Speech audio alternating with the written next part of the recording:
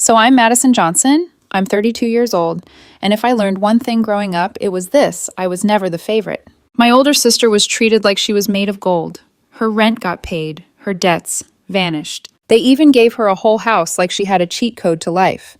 Meanwhile, anything I ever did was treated like it didn't even matter. For years, I just kept my mouth shut. I worked, I struggled, I built my entire life by myself and never asked for a thing. And still nothing I did was ever as good as the way my parents worshipped her. They always had her back, paid her bills, and cleaned up every mess she made. I was just the other daughter, the one who'd be fine no matter what. But last Christmas, it finally hit me. They didn't just like her more. They actually expected me to throw away my life for her. At that dinner, all it took was one little comment, just a simple question I asked across the table. And just like that, the whole family went dead silent. My sister stared at me like I'd just stabbed her in the back. My mom's face twisted up like I'd just committed a federal crime. And when the truth finally slipped out, when they figured out what I'd built for myself, everything just exploded. My sister dropped right to the floor, sobbing, screaming that I had to give her $15 million right then and there. My mother started yelling at me in front of everybody, telling me I owed my sister a cut of my success as if everything I worked for belonged to them. If you want to know how one sentence at a family dinner made me cut them all off for good, you need to stick around. This story gets wild. Before I go on, make sure you subscribe and hit the like button so you don't miss what happens next. Long before I was an adult, I started to figure out how things really worked in our house. It was an unspoken rule. Nobody ever explained it or admitted it, but it was always there. My sister Ashley Johnson was the son, and I was just supposed to circle around her. And somehow, everyone was totally fine with that. My parents, William and Barbara Johnson, never came out and said they had a favorite. They didn't have to. You could see it in every decision they made. What Ashley wanted wasn't just a wish. It was a command, and the whole family would bend over backwards to make it happen. If she needed new cheerleading uniforms, they just showed up. If she got bored and wanted to join a different team, my mom got on the phone until she found a spot. If a school project was too much for her, my dad would step in and basically do it himself. But me, I learned really fast that if I needed something, I'd better have a good reason, and if I wanted something, I had to earn it. They never pushed me to explore my interests like they did with Ashley. I was just expected to handle it. That was my mom's word for me. She said it so much, it started to feel like a label they'd slapped on me. Anytime Ashley had a problem, it was a full-blown family emergency. Anytime I had a problem, it was a life lesson. It didn't matter if my sister deserved all that special treatment. She just played the part of the perfect daughter so well that no one ever thought to question it. I noticed it in 100 little ways. Small things that didn't seem like a big deal at the time, but when you added them all up, it was impossible to ignore. I'd bring home a great report card and I'd get a nod. Ashley brought home a tea and they'd throw a dinner party. I'd start a new hobby and it was, let's see how long this lasts. When she started one, it was, how can we help you win? Even as kids, we knew the pecking order. She always got the last slice of cake, the front seat on car trips, the apology. She could start a fight, and I was the one who had to smooth things over, the one who just stopped asking for anything. It was easier than being told it was a bad time or that what I wanted wasn't a big deal. Staying quiet hurt less than being disappointed again. The weird part is I don't think I resented her for it. Not back then. I just watched her float through life so confident because everyone always told her she was amazing. And I just remember wondering what that felt like, to just exist without having to prove you deserve to. I wasn't jealous of the stuff she got. I was jealous that she never had to doubt herself. She walked around our house like the whole place was built just for her. I learned how to not make a sound. Our Aunt Wendy Flores was the only one who ever even hinted that things were messed up. She looked at me once just a second too long, like she was trying to figure out how to say something she knew she shouldn't. She never got involved, never tried to fix it, but I could see in her eyes that she knew. Sometimes just that look was all I needed to know I wasn't making it all up. The older we got, the more normal the whole thing seemed to everyone else. My parents acted like it was just nature, not a choice they were making.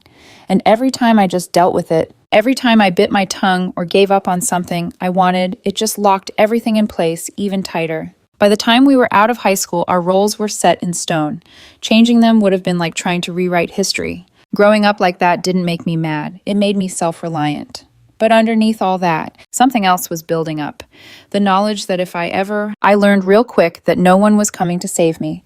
No one was going to cheer me on or catch me when I fell. I had to learn to pull my own weight long before I knew how heavy it would get. I basically became an adult overnight. And the second that happened, this huge gap opened up between me and my family, and they didn't even seem to notice. I moved out the first chance I got. It was a small apartment with paper-thin walls and carpet that was cheaper than I wanted, but it was the first thing that was really mine. I didn't have to perform for anyone there. I wasn't expected to make myself smaller just so someone else could be comfortable. For the first time ever, I could actually hear myself think without having to fit into the family pecking order. College wasn't some big exciting change. It was just a bunch of long work shifts, late assignments, and me just pushing through. I started at a community college because it was the only thing I could afford. Then I transferred to a state school once I'd saved up enough for tuition. Every single dollar counted. Every hour I worked was for something. I kept a schedule taped right above my desk with my classes marked in different colors. My job, my classes. That schedule was the only thing keeping my head above water. While I was trying to make $20 last a whole week for food, my sister's life looked like it was picked from a catalog. My parents got her an apartment off campus and paid for all of it. They even furnished the whole place, saying she needed a comfortable spot to focus. And when she changed her major 3 times, just because something new sounded fun, they just told her it was normal to explore her options. She had all the freedom to just drift, and nobody ever questioned if that was a bad idea. I know she wasn't trying to take anything from me. The whole setup wasn't her fault, but she never said no to any of it either. And that's what really stung. She took every handout like it was just a normal part of growing up, not some huge advantage most people never get. Meanwhile, I had to think through every single move I made. Any little setback meant I had to give something else up. During those years, I juggled a bunch of part-time jobs, working the desk at a gym, a cashier at a drugstore, and then I got a night receptionist job at a warehouse. The warehouse job paid a little more, and that was the only reason I stuck with it, even when I was dead tired all the time.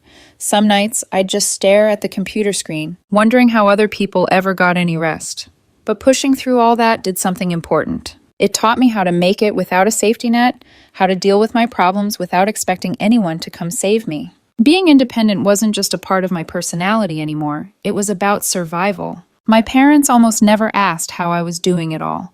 When they did, their questions were so polite and distant, like they were talking to a neighbor, not their daughter. Whenever we did talk, it was always about Ashley, her social life, her classes, what she wanted to do. She was always in the middle of some big change, and every change meant she needed more of their support. I just listened quietly, just nodding along because saying anything would just get me a lecture about how your sister has a lot on her plate. I never argued. I learned a long time ago it didn't change a thing. It just made me the difficult one. As time went on, the gap between our lives got way bigger. I graduated with tons of loans that I'd be paying off for years. She graduated with none. I moved into a slightly bigger apartment where I still had to count every penny. She moved into a townhome my parents bought to help her get started. They called it a practical investment. I called it just another example of the same old story that was set in stone long before we were adults. But after everything, I wasn't even mad about the distance growing between us. To be honest, I was glad. Building my own life my way made everything clear. Every failure taught me how to be tough. And every small win felt like I actually earned it, which was a new feeling for me. The more I pulled away from my family's bull, the more I saw that being independent wasn't being lonely. It was being free. As the years went by, things started making more sense in the quiet parts of my day. It wasn't some sudden realization. I spent long nights at the warehouse watching shipments move in ways the other staff just didn't see. I got obsessed with all the screw-ups, the delays, the lost items, the old tracking systems that made workers just guess. I knew the chaos could be fixed. And that idea followed me home every night until it became more than just a thought. I didn't have any money, no connections, and no help from my family. But I had discipline, and that's what I built everything on. After that, I started teaching myself how to code after work. I used free online videos and a book I borrowed. It was really hard. But every new thing I learned kept me going. Each small win proved I could turn this into something real. Eventually, I built a simple prototype, just a basic system to help with routing inside the warehouse. It wasn't much to look at, but to me, it was a start. I tested it like crazy, tweaking things, rewriting code, and writing down every single bug. My apartment became my office. The light from my laptop was on long after the rest of the building was dark. And that's when I decided. I wasn't going to tell my family anything. I knew how they'd be. If they knew what I was doing, they'd ignore it until they could get something from it. If it worked out, it would be a family success. And if it failed, it would just be more proof that I was never as good as Ashley. Keeping quiet felt safer. While my days were all about making progress, theirs were still all about my sister. My parents wouldn't shut up about her ambitions, even when she had new ones every few months. She bounced between jobs with no real hurry because she knew they'd always be there to catch her. I watched from a distance as her temporary support stretched on for years. My mom always said she was finding herself, which I learned was code for waiting for someone else to solve her problems. In the meantime, I registered my company, NR Logistics Software LLC, and started pitching my system to small businesses. Some turned me down, some didn't get it, but a few of them actually listened. A small distribution center was my first client. The moment they said yes, something inside me changed. It wasn't pride, it was validation.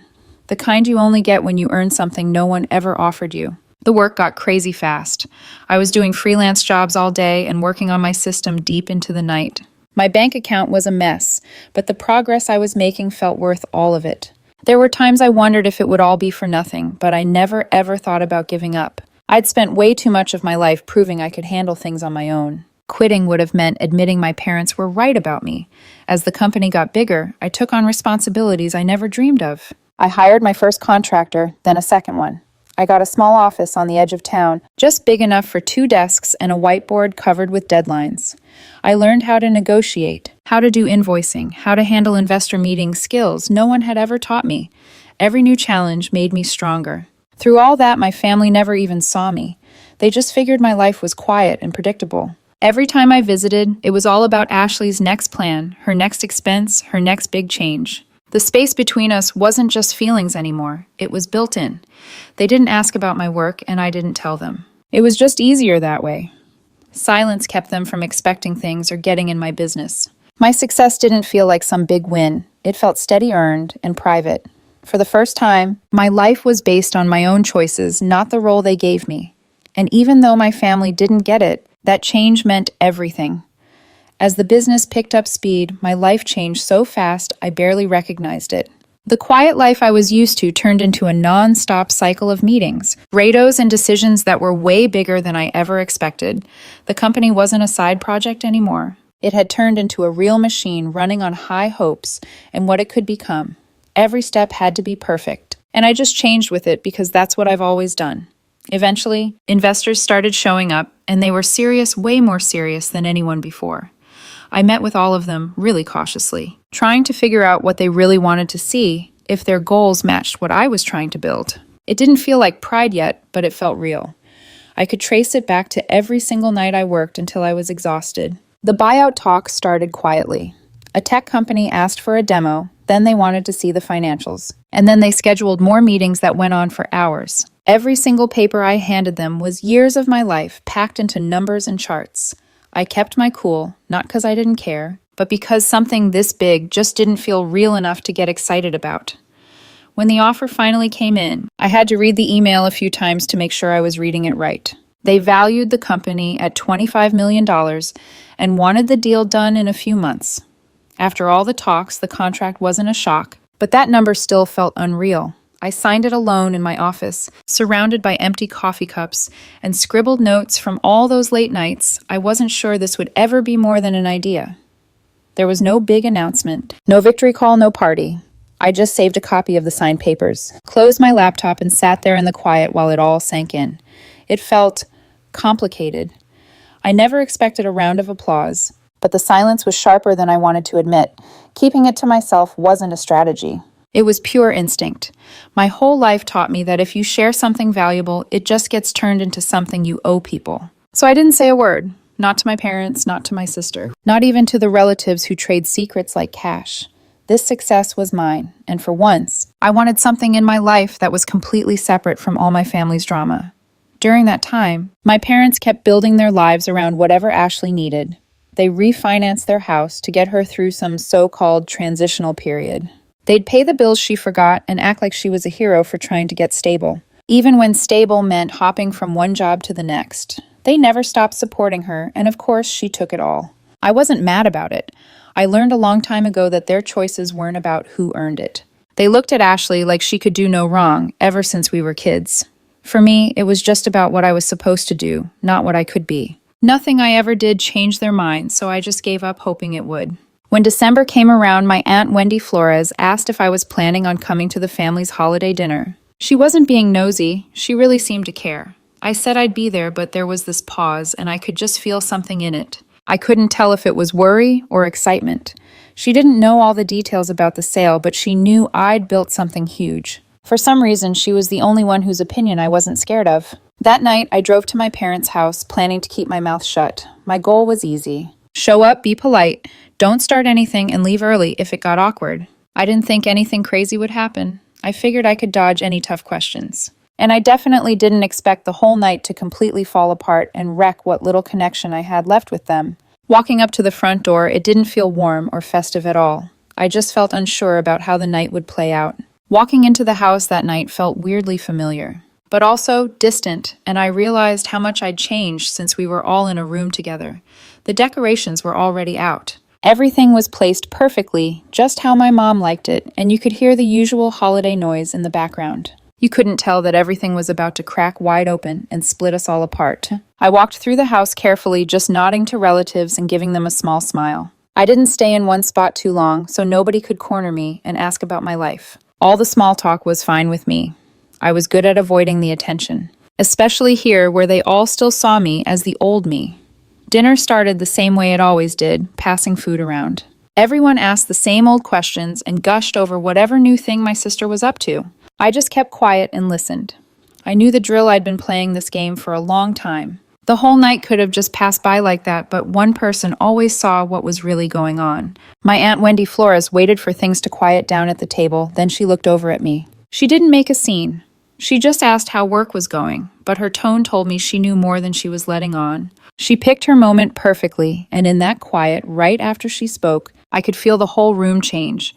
People started looking my way, not because they were curious, but because they were surprised someone asked me a real question. I felt all that pressure suddenly land right on my chest, and for the first time all night, I was cornered. It was harder to keep it in than to just let it out. I didn't give them all the details, just the main point. I'd sold my company. I said the number plain and simple. I kept my voice steady, not to impress them, but because I wasn't going to downplay the work I put in. The table went completely silent. It was so quiet, it felt wrong. Everyone's face changed, not slowly, but all at once, like they all had to make sure they heard me right. First came the shock, then disbelief, and then something much, much sharper.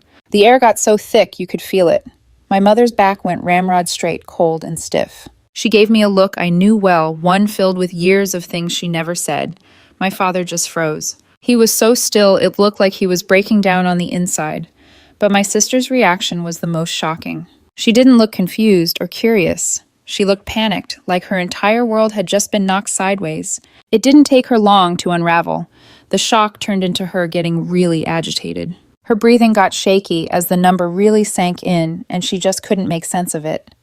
I could feel her world caving in. It was like the security she'd always taken for granted was just slipping away. That entitled attitude she's had her whole life didn't disappear. It flared up. Realizing I'd built something so big without them even knowing just didn't fit the story she lived in. The mood in the room got worse when the silence turned to judgment. Their expressions hardened. You could see the questions forming in their narrowed eyes. Nobody had to say a word for me to know what they were thinking. They weren't impressed. They weren't proud. They just couldn't believe something this huge had happened without their permission, without them being involved, and without them getting a piece of it. It wasn't the success that got to them. It was my independence. The thought that I'd built a future that they didn't get to approve of threatened the whole family power structure. My sister got more and more upset as she thought about what this all meant. The tension at that table made it obvious that every unspoken rule in our family had just been shattered. Their reactions weren't about the number. They were about what that number meant in a house where I was never supposed to matter. What came next didn't happen all at once. It came in quiet little steps like a crack spreading across glass before it finally breaks. On the surface, life went back to looking normal. But underneath, you could always feel something moving, something tearing at whatever was left between me and that house. The first sign was an alert from my bank. It's the kind of thing I'd usually just glance at and delete. But this one had numbers that didn't match any plans I'd made. Someone had tried to move huge amounts of money from my accounts to some place I'd never even heard of. None of them went through, but it was a close call, close enough to feel like someone was breathing down my neck. When I called the bank, the info they could give me lined up with stuff only a few people could have known. Someone had answered security questions I'd never told a soul. My family's address showed up in the contact log. The bank didn't say it out loud, but I knew what they were hinting at. Someone who knew my personal business had tried to use it to get my money. It didn't hit me with a flash of anger. It was this slow, sinking feeling like finding out the floor in your own house has been rotten for years. I always knew my family felt like they were entitled to my time and my attention, and all my emotional energy. But seeing proof they thought they deserved my money too, down to my passwords, that changed something deep inside me. Protecting myself wasn't just an idea anymore. It was something I had to do. I finally called Samantha, the lawyer I was told about months ago, but never actually hired. Sitting in her quiet office, I just laid it all out. What the bank had flagged, the long history of them always giving my sister money, and how they started pressuring me more after I started doing well. She listened to the whole thing without batting an eye, then started laying out the steps to protect what I'd built. Through Samantha, I got Tyler involved to sort out the money trail. He made a clear record of how much help Ashley had gotten over the years, how often my parents had to step in and clean up her messes, and how I'd never had that kind of safety net. Seeing the numbers on paper proved it wasn't just me being sensitive. It was a system. It was proof. Ethan handled the tech side of things, getting logs and documents from the bank with a warrant. He traced the connections back to devices and locations that matched my parents' routines. His work had nothing to do with emotion. It was just timelines, IP addresses, and a clear pattern. The more he found, the harder it was for me to pretend it was all just a simple mistake. With all those pieces in place, Samantha took this from a family problem to a legal battle. Official letters went out. We put restrictions on who could contact any of my banks. We filed claims that forced my parents and sister to answer in writing, not by whispering behind my back. Their tone changed from guilt trips to desperate excuses. The second they realized there were real consequences, not just me being upset, things got a lot worse for them than they expected. Their own accounts got flagged. When they tried to move money, it raised questions they couldn't answer. Their credit lines got cut. People they were used to impressing started hearing a very different story, not the one about the selfish daughter holding out on them. Their reputation used to be a shield, but now it was just another thing that could break. Ashley felt that the hardest. Without that easy money source, she couldn't blow off her bills anymore. The house payments she never worried about before were suddenly crushing her. The car that she thought made her look important just turned into another payment she couldn't make. Selling her old stuff wasn't about revenge. It's just what happens when you're not living on someone else's money anymore. While all that was going on, I was making some of my own changes quietly. I moved to a new place somewhere we had no history and where no one expected me to just drop by. I tightened my circle, keeping only the people who saw me for me, not as a walking bank account. I started putting my energy into work that I actually cared about, helping others and backing projects that felt right to me. Cutting them off didn't happen all at once. It was a lot of small choices, ignoring calls, not answering messages, blocking them on everything. And yeah, that was hard. But it was the kind of hurt you feel when you finally face a truth you've been avoiding. I wasn't leaving a loving family. I was getting out of a situation where I always had to make myself small so someone else could feel big. Looking back now, the money was the least important part of the whole story. The real break was realizing how fast people who said they loved me could cross every line just because they felt entitled to something. Them trying to get into my accounts wasn't just about greed. It was about control. The second they lost that control, they threw all respect out the window. If you take anything away from this, let it be. This, being related to someone, doesn't mean they're entitled to your future. Support is earned with respect, not demanded with guilt trips. And setting boundaries isn't a betrayal. They're the only thing that protects what you fought to build when nobody thought you'd ever build anything. I didn't cut them off because I stopped caring. I did it because they turned my caring into a weapon, and I refused to let them use it against me anymore.